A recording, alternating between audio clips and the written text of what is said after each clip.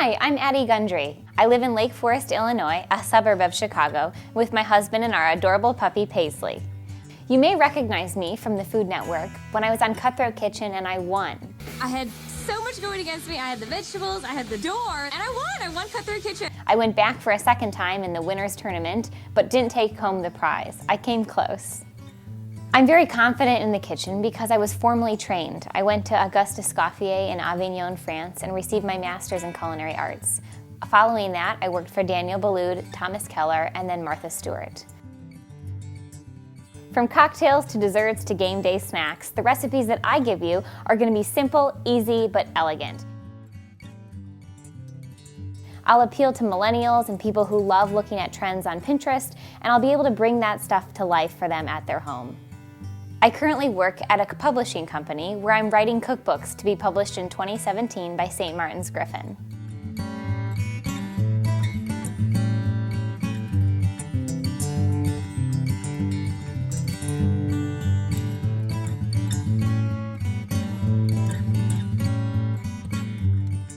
After spending years in restaurants and working with people constantly, I'm very confident and comfortable around people, and for that matter on camera. I feel like what you see is what you get, and so it's easy for me to talk to you.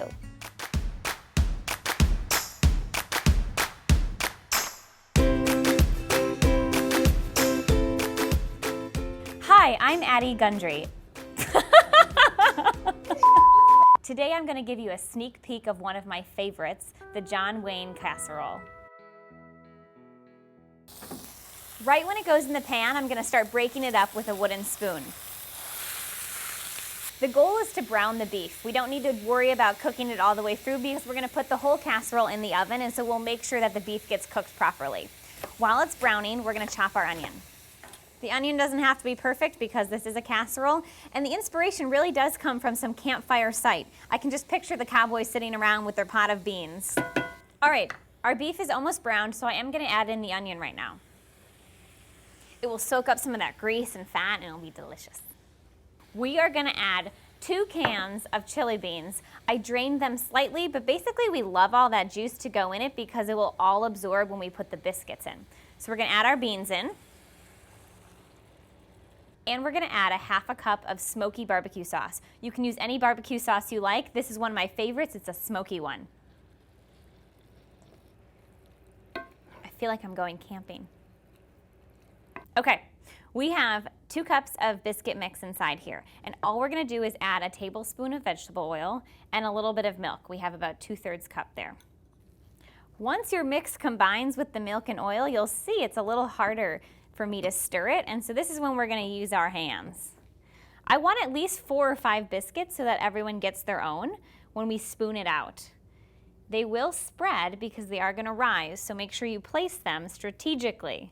However, you can't really go wrong with this one. I'm going to brush these biscuits with our remaining vegetable oil. This will help them to brown and look really pretty. And then we have 2 tablespoons of Parmesan cheese going right on top. I first want to make sure the Parmesan cheese goes on the biscuits, and then with what I have left, I'll just sort of sprinkle around. Our John Wayne casserole is ready to go in the oven, and I'll see you when it comes out.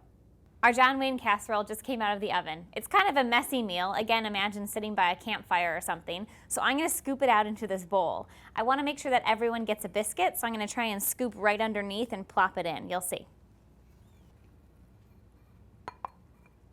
So I'm just going to sprinkle some scallions on top and some tomatillos, maybe a little salt and pepper, and voila.